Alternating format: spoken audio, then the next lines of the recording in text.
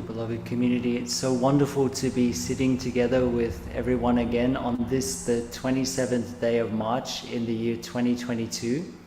It seems like a little while since we've had a chance to sit together, so it's a special delight. There's the old Zen story that says, when you walk, just walk. When you sit, just sit. The foolish will laugh, but the wise will know what I say. It was Einstein who said that everything should be made as simple as possible, but not simpler. As we explore this evening aspects of the second realization, which is all about simplicity, simplicity in our minds and our hearts and our practice, let's reflect on a few different aspects of this quality that we call simplicity. One phrase and a practice that's deeply tied to the practice of simplicity and comes to us from the Japanese tradition is called wabi-sabi. Wabi, the first word, has many meanings, like being satisfied with just a little, unfashionable, and so on. But it can also mean not being trapped by outer things, such as wealth or power or reputation. Those of you who have been following these talks for a while will recognize in some of these points some of the 8 winds or the 8 worldly dharmas that we explored together in some of those previous talks.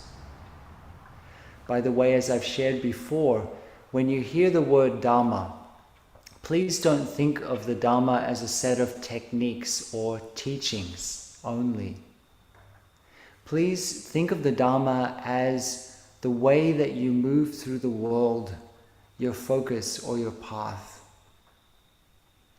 When we first moved here to Mountain Spring, almost exactly 2 years ago today, we walked and we sat and we breathed on this land.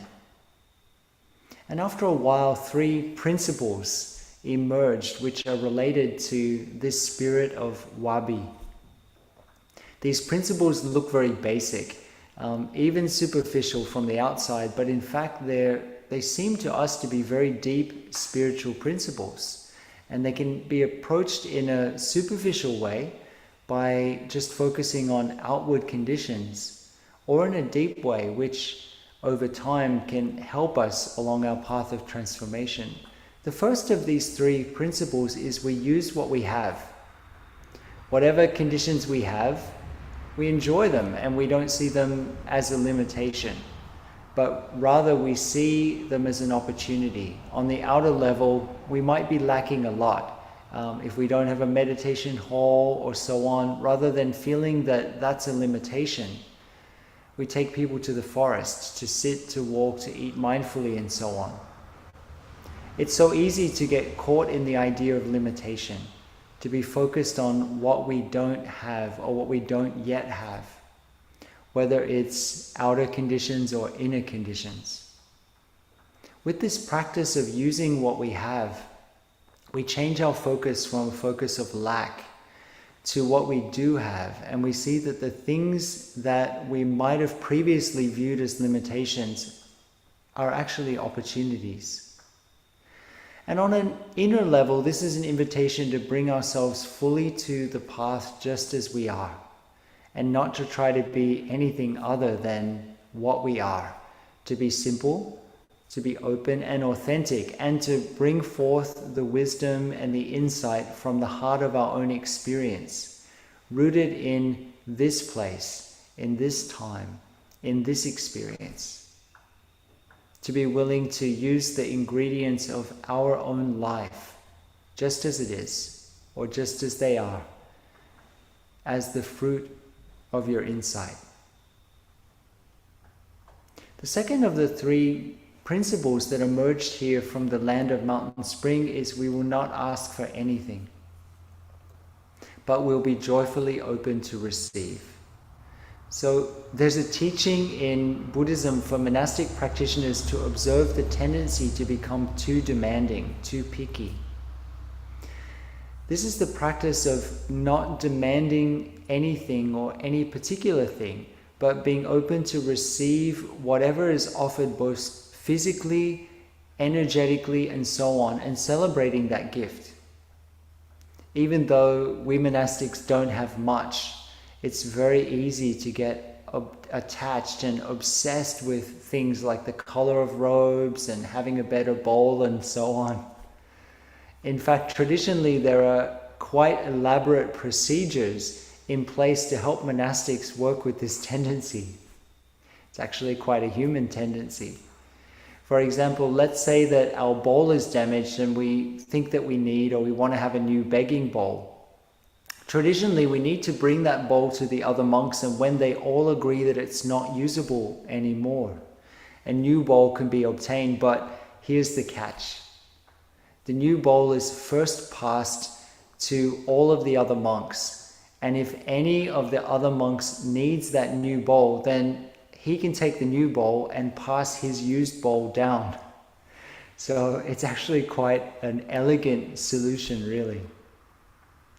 So living simply and also lightly will not wish for things to be different, but rather bring our whole selves to the practice. And by practice here, we mean things as they are, responding to the situation just as it is. And the third principle that emerged from the land here in Mountain Spring is whatever we have, we will share. When we have something, a material condition or an insight, we'll share it. We won't hold back on sharing material things with the idea that these things will give us security. But also, we won't hold back on sharing our insights either, thinking that, oh, we're not ready, or we don't have enough conditions yet, or I'm too tired, or my insight is too shallow. For sure, we know well that our insight is still shallow. We have so much more to discover and to learn. But if we understand deeply the teaching in the 14 mindfulness trainings, which reads that the knowledge we presently possess is not changeless absolute truth, and that truth is found in life, then we know that we will continue learning throughout our lives. Knowing this, and knowing that the insight we have is still limited, we do our best to respond to the needs of the environment. It's often said in Zen that if somebody comes and asks you a question, then you're the right person to respond. Another aspect of Zen that's closely linked to this spirit of wabi is sabi, which means unpretentiousness or imperfection. Or sometimes it can mean effortlessness. One aspect of Zen simplicity is an appreciation of simple moments and things just as they are. To not strive for some kind of imagined perfection. In this time of what many people call perfectly curated social media feeds, where it's almost expected that every photo is going to be filtered with endless barrages of new products and services and people who can help you become the better you, whoever that you is. It's hard to take a step back and appreciate what we have, and equally to appreciate what we don't have.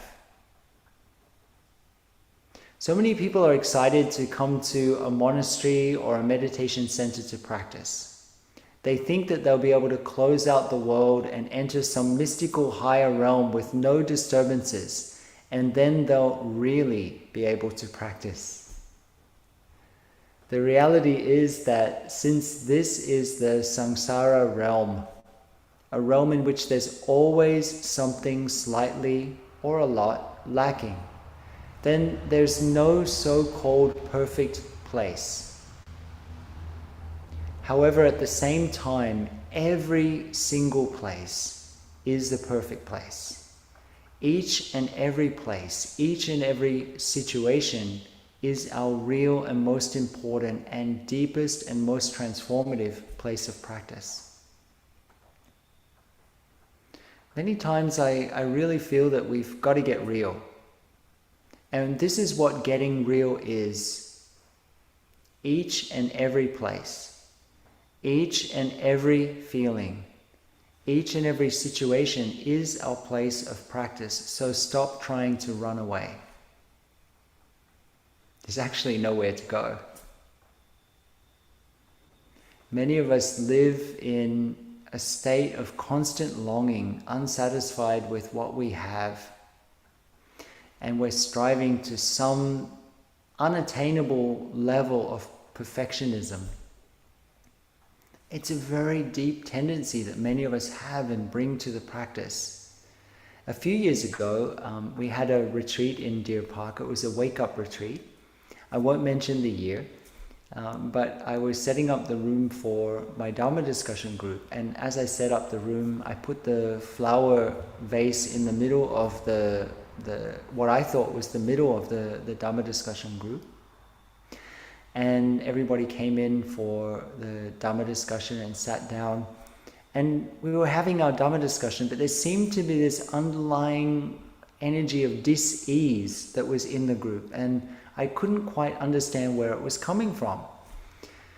So anyway, at some point, perhaps it was about 30 or 35 minutes into the discussion, somebody bowed in and said, "I just can't stand this anymore." And they stood up. And they walked to the center of the room. They picked up the vase and then they moved it about 2 centimeters to like 1.5 inches to the left. And then they sat down and somebody else just sighed and said, "Oh, thank God, I couldn't stand it. I was going crazy." So it was such an interesting moment because it was on the one level, it was such a small thing, but it became such a massive energetic drain, this tendency for everything to need to be perfect on an outer level. And you know what? Life's just not like that. Life's not necessarily always going to put the flower vase right in the center of the circle. I would like to claim that I was being very Zen by placing the vase just slightly to the side or trying to offer a teaching or something, but it was more like I hadn't measured exactly the center of the circle. It was just one of those natural sabi, imperfect moments that became a beautiful teaching. And if we're lucky enough, most of the moments of our life are like that. So if we notice that tendency of struggling, of needing things to be perfect coming up, please remember this story of the flower vase. There are many Zen stories about this quality of being unpretentious, of just letting things be, or as our wonderful elder brother Teyak Tan shared, not covering over everything with a whole lot of bells and incense. There's a story in the Japanese Zen world about the founder of the tea ceremony, Senno Rikyu. When he was still a novice, his teacher told him to sweep the courtyard. And if you've ever been in a monastery, this sweeping practice is something that we do quite often. So the courtyard had actually been swept clean by the master himself. And when Senno Rikyu came out, there wasn't a speck of dust or a leaf to be found. And when he saw that, he didn't just put down the broom and go inside and say, "Well, there's nothing to be done, teacher." He stood there and contemplated and asked himself, why did my teacher ask me to do this? And then in that moment, he understood his teacher's mind. And he reached up and he shook the branch of a tree and let the leaves fall on the ground. And his master was very happy. So many times we hear this story and we think it's very deep. But as with all stories, there's a deep teaching here, similar to the teaching of the flower vase, the non-teaching teaching. A few years ago, the brothers reconstructed the koi pond in Solidity Hamlet of Deer Park Monastery. It's so beautiful that people would take pictures of the pond and enjoy the placement of the stones. The brothers bought 2 pink plastic lawn flamingos to place next to the pond. We received so many letters and complaints about these pink lawn flamingos, they destroyed the whole peaceful aesthetic, and it was not meditative, didn't have the flavor of Zen, and so on. So in fact, these pink lawn flamingos, which are in the pond of Solidity Hamlet of Deer Park Monastery, served their purpose. However, well, I guess you could say they were the version of the leaves of Sen no Rikyu. They only served half of their purpose though, since people didn't grasp the other aspect of this. There's a deep and essential teaching in it, in the teaching of no defiled, no immaculate, that there's no realization separate from everyday life, of going to the bathroom as one of our deepest practices. Let's enjoy a sound of the bell.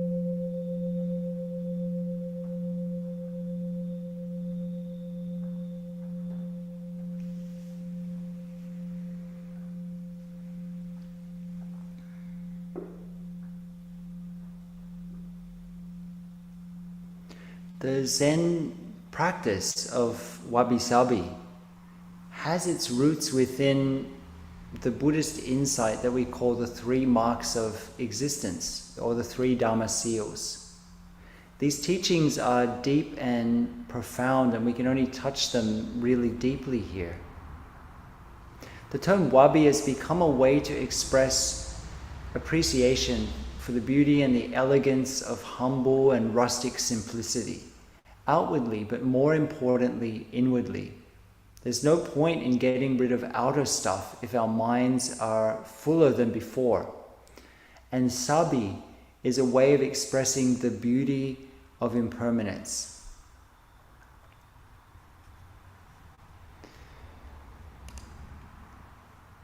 Embracing impermanence is one of the aspects of sabi. This understanding that as life moves forward, so does everything within it. And with that comes its own beauty. Sometimes in our monasteries, we will have a tea ceremony in which all the sisters and brothers will gather around. Somebody will announce that a cactus flower is going to bloom, so we'll organize a tea ceremony. And all the brothers and sisters will sit around and enjoy tea and just enjoy being together while we wait for this cactus flower to bloom. And when the cactus flower blooms, which is a rare occurrence, it shoots out this fragrance. It shoots the fragrance in a certain direction, and then one brother or sister will receive that fragrance, and then it shoots the fragrance in another direction. It's really beautiful, and the cactus flower blooms so rarely, and then only for a short time. And so it's such a beautiful experience of impermanence. So impermanence is the first aspect of this sabi, and sabi is all about embracing the beauty of impermanence. And the second of the 3 Dharma seals is the Dharma seal of suffering, the acknowledgement of dukkha, that unsatisfactoriness is part of this life that we live. There's nothing wrong with it inherently, but it's part of the life that we live. And the third of the Dharma seals is no self, or interbeing. And this is, of course, connected to impermanence. Like everything around us, the thing that we call us is always in a state of change. A couple of years ago, I was invited to teach at a retreat center, and like many retreat centers, they put a photo and a blurb in their brochure. And on the first night of the week that I spent there, all of the presenters were asked to stand up and to share for a minute about what they were going to be presenting that week. As I was waiting to present, I was standing together with the other presenters, and as I was waiting to present, the MC for the evening came over to me with the brochure in hand, and pointing to my picture, she asked me quietly, "Have you come to replace him?" And so I nodded and I said, "Yes, I've come to replace that person."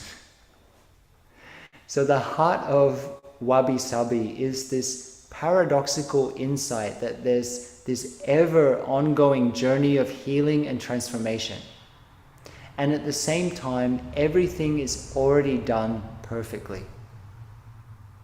Since our logical mind tends to want there to be this or that, either or defiled or immaculate, a shore of suffering or a shore of liberation, we can have a difficulty in grasping this.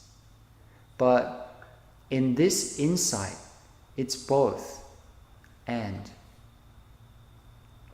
Each contains the other, and in fact have never been separate from the very beginning. From the foundation of practicing with and understanding the nature of desire, this seeking mind, of wanting things to be different, of moving forward, of grasping onto things on an experiential level, first noticing our sense desires, and then the wish to become something or to get something that we think we don't have, or the wish to get rid of something or someone. This realization that we're looking into this evening underlines the reality that our mind's tendency is always to search for more, but can never be fulfilled. From this experiential understanding emerges the practice of simplicity. Notice that I said experiential. So many of us mistake logic for insight. There comes a time in our practice when we begin to see that no matter how much we try, how much of something we get, that deep inner longing is not going to be filled in this way. It might be calmed for a short time, but if not taken care of, it's going to return. If we recognize this for ourselves and we've got some wisdom, then it becomes the most natural thing in the world to practice letting go.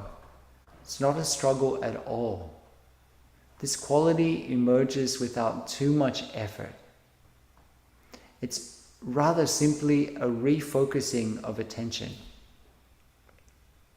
So with this realization that we're looking into in this talk and through this month, Taste translation reads, "This awareness is the awareness that the human mind is always searching outside of itself and never feels fulfilled. This brings about unwholesome activity. Bodhisattvas, on the other hand, know the value of having few desires. They live simply and peacefully so that they can devote themselves to practicing the way. They regard the realization of perfect understanding to be their only career." More than just simplicity, the third realization is the nature of our mind. Mind here, of course, being larger than just our usual idea of mind as brain or intellect, and from understanding how our mind usually operates. There's an invitation into simplicity and transparency. Buddhist meditation is a practice of penetrating right to the heart of things as they are, and rather than being a set of techniques that we engage with in order to get something that we think we don't have already, mindfulness or meditation is a path, a transformative path of uncovering what's within us, rather than a set of notions or concepts or dogmas or techniques. Insight or realization is not identical just with intellectual understanding or intellectualization. Here in Mountain Spring, which is high in the mountains, in this season, as we move into autumn, many of the trees begin to shed their leaves, and we begin what I like to call the raking season. In some way, in order to grow and develop, the tree needs to let go of the growth, the beautiful leaves of this past year, to make way for the fresh green leaves of next year. In the same way, along with any deep insight or realization, there's always a quality of letting go, since there's always something more to discover, something more to learn. In Buddhism, particularly in the Prajnaparamita text, we hear a phrase, the highest awakening, Samyak Sambodhi. What does highest or the highest awakening mean? Does it mean that there's an end point? That there's a moment in which every single discovery and every learning is complete? If we can grasp that time and space are relative and also interrelated, if we understand them to be conditioned phenomena that interpenetrate, then without wanting to get caught in pairs of opposites, realization is unconditioned. Or to use another term, outside of space and time. We can't pinpoint it in time at some fixed point in the past or the future. It's always unfolding. We also can't fix it in space. If we consider realization as the highest or an end point, then we've made it into a thing. We've made it into something which is in opposition to something else. We've made it into a self. This is still a dualistic view. In the Diamond Sutra, which perhaps we'll explore together later, the Buddha says that there is no independently existing object of mind called the highest awakening that the Buddha has arrived at. This is, in a way, a very shocking statement. This is to help us smash through our notion of awakening, of liberation, of peace, of insight, and so on, as a thing, as something graspable, as an independent entity. With this insight, understanding continues to flower, continues to grow forever. Not fixed in time, no end point. Not fixed in space, not a destination. It feels to me important to share that I feel it's a wonderful practice to recognize our tendency to make the Dharma, to make happiness, to make peace, to make awakening into a thing. If we do that, again, we've made it into an object, a thing, something fixed in time and fixed in space. Each of these is an ever-emerging pathway right under our feet, right here and now. Let's enjoy the sound of the bell.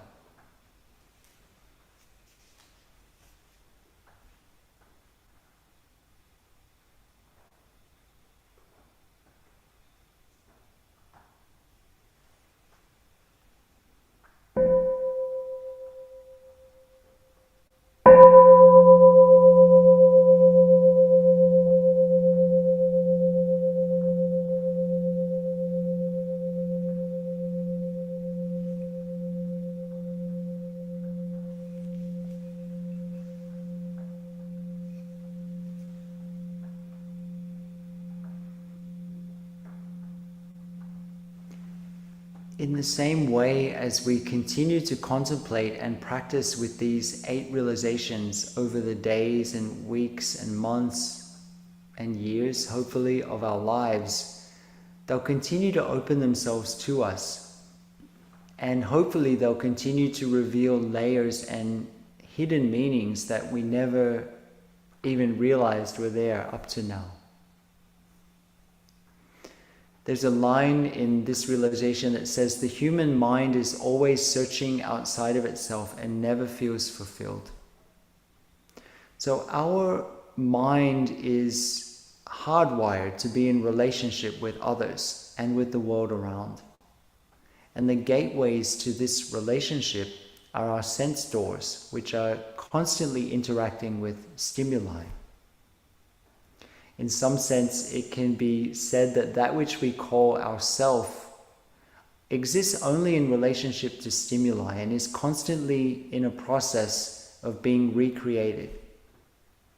When we receive a sense input, a smell, a sound, a taste, a sensation, or so on, in very simple terms, there's a response. It's nice, it's unpleasant, and so on. And this, in very simple terms, is one aspect of how a self is created. We don't tend to see or experience things as they truly are, but only indirectly through the filter of our senses. Our senses, including our mind consciousness, are not of a uniform nature. To put this very simply, some of us hear more clearly than others. Some have stronger or weaker senses of smell or taste and so on. And yet, we're so insistent that the way we experience the world is somehow a universal experience. Actually, no one, absolutely no one, has ever experienced the world quite as you do. We all have a different response to stimuli. The same sound, smell, taste, and so on will be responded to differently by each one of us, depending on our past experiences with the stimuli. Positive, negative, genetic factors, cultural conditioning, and so on. We often assume that everyone's experiencing exactly the same thing. While there's some crossover, that which we call the world is actually quite unique to each one of us. Each of us has our own particular sense strengths and also our own particular sense weaknesses, our own cultural conditioning, our genetically inherited and environmentally nurtured tendencies, and so on. In some sense, also, that which we call the world is a process of continual co-creation that in many ways is unique to each one of us. In this realization also, we read the line, the bodhisattva is not like this. And this is the first mention of the word bodhisattva in the text of the Sutra of the Eight Realizations.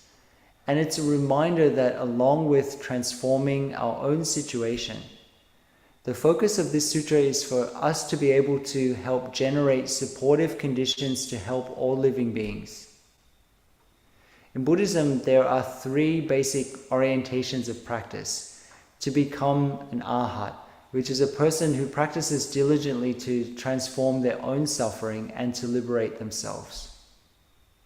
To become a fully enlightened Buddha, or to become a bodhisattva. And these three paths are not mutually exclusive, and they're interrelated. It's more a question of emphasis.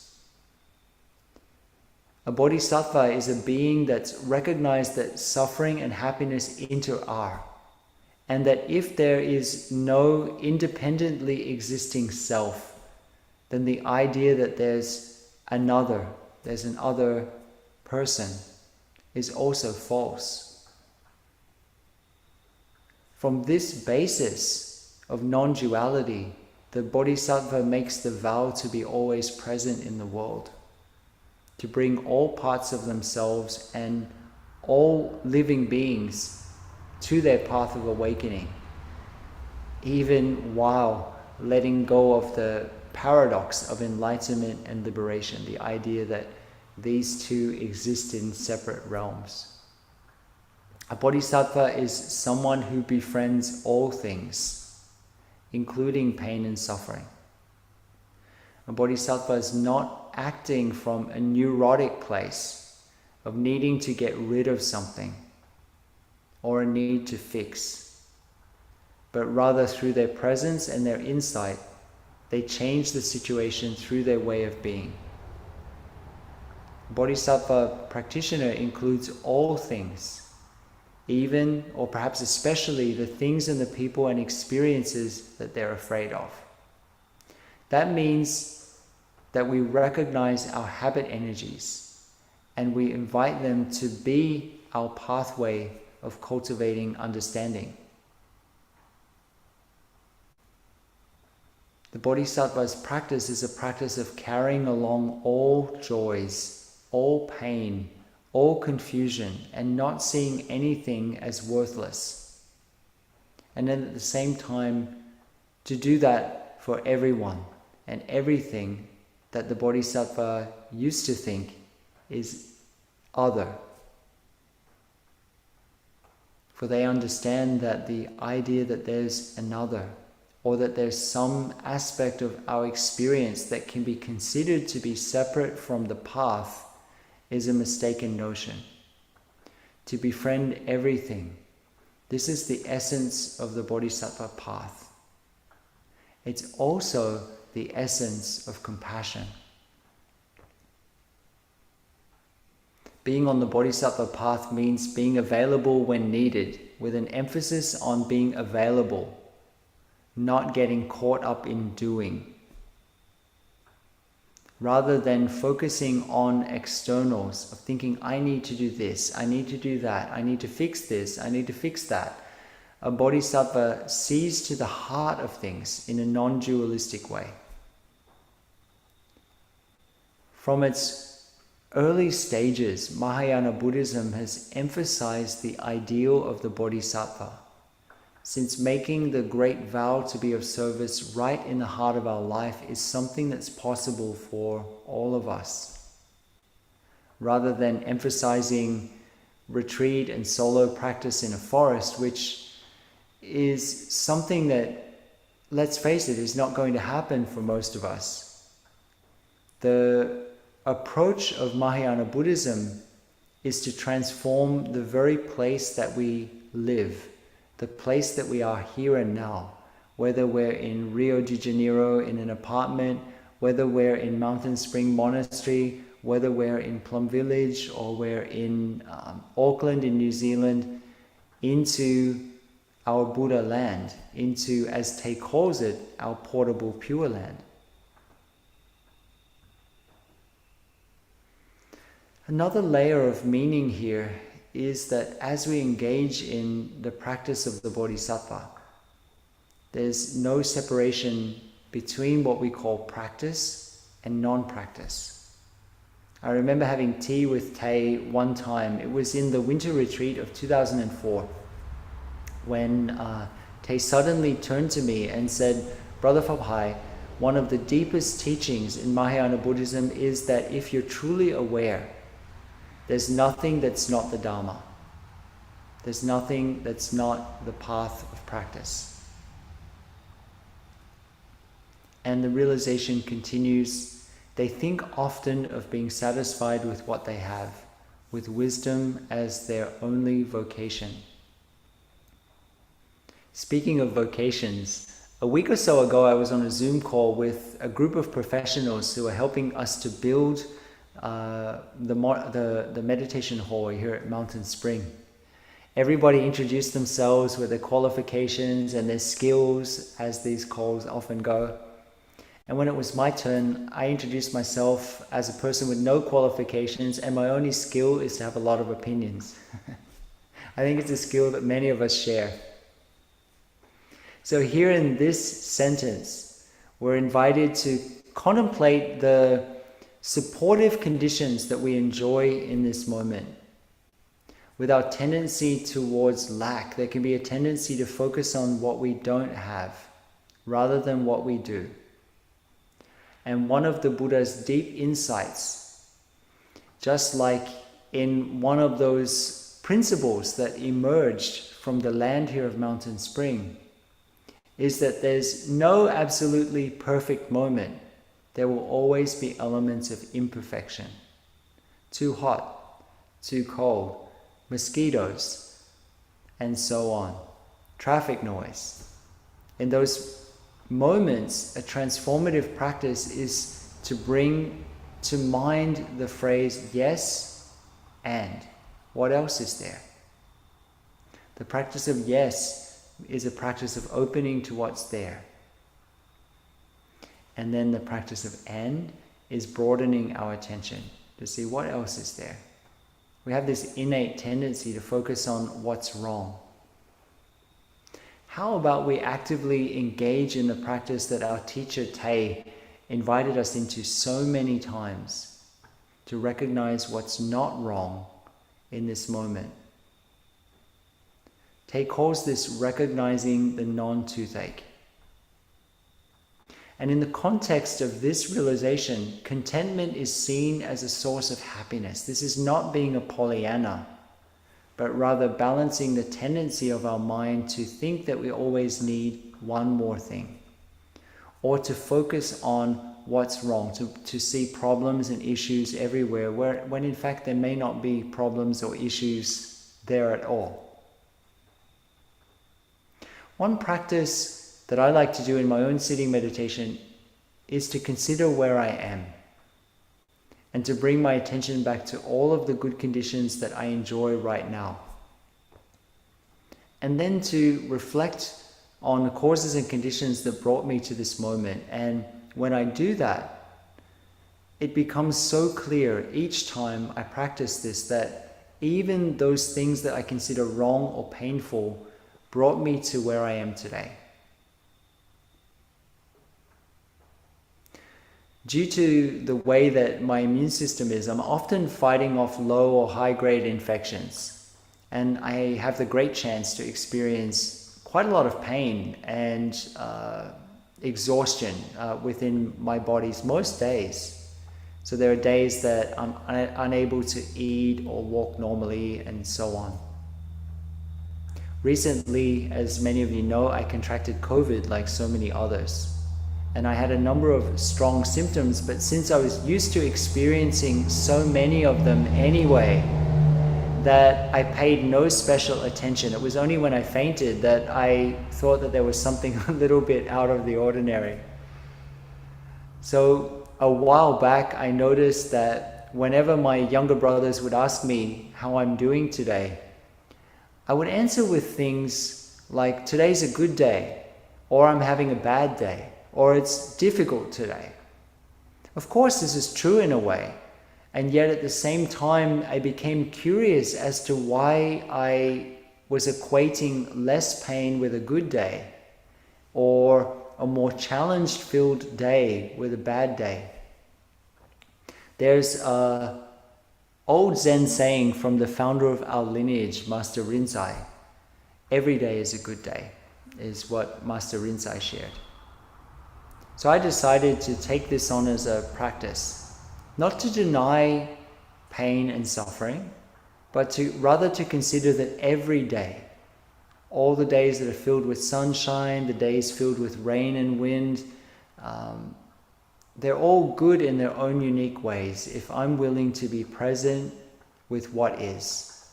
When I'm present with what is, and not thinking that happiness is only going to arrive when things are different,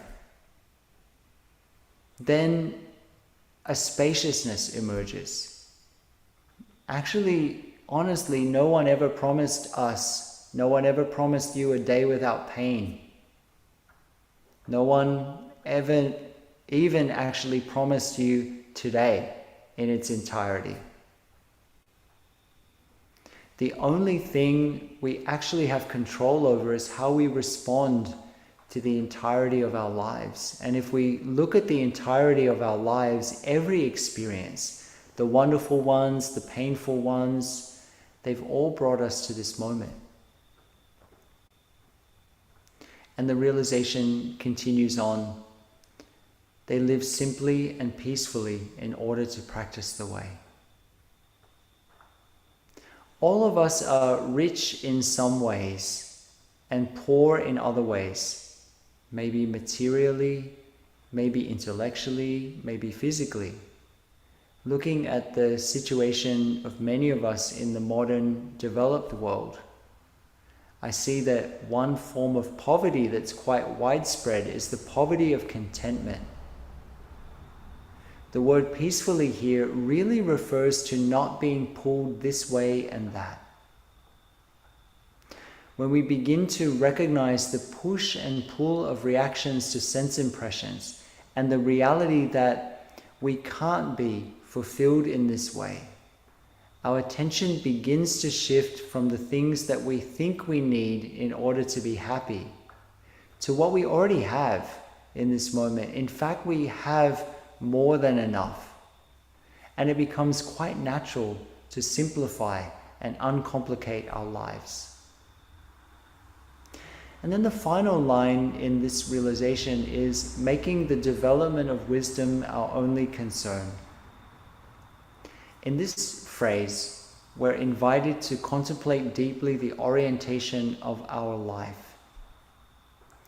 And it's an invitation to us to reorient, to continually adjust our course a little bit if necessary. Life here is very concrete.